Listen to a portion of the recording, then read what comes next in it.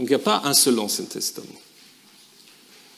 Et puis il y a d'abord vraiment une très très grande différence. Si vous prenez ce tableau, je ne sais pas si vous pouvez le lire, peut-être pas.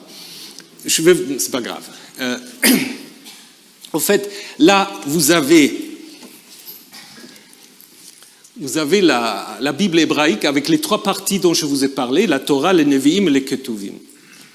Ensuite, si on prend l'Ancien Testament catholique, vous voyez que cet Ancien Testament catholique, en fait, va se fonder non pas sur la Bible hébraïque, mais sur la Bible grecque. Je vous en parlerai la semaine prochaine, sur la différence entre la Bible grecque et la Bible hébreu, mais qui a surtout un certain nombre de livres qui sont en plus.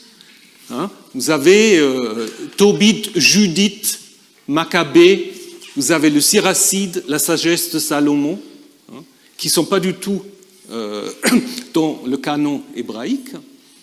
Et surtout, et c'est peut-être la différence la plus importante, c'est que vous n'avez pas 3 parties, vous avez 4 parties.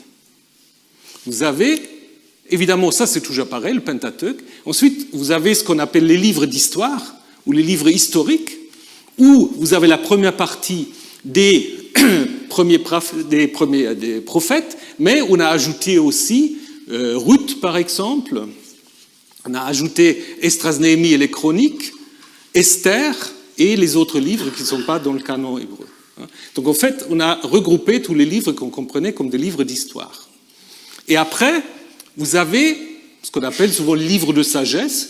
On a regroupé en fait tous les livres de sagesse.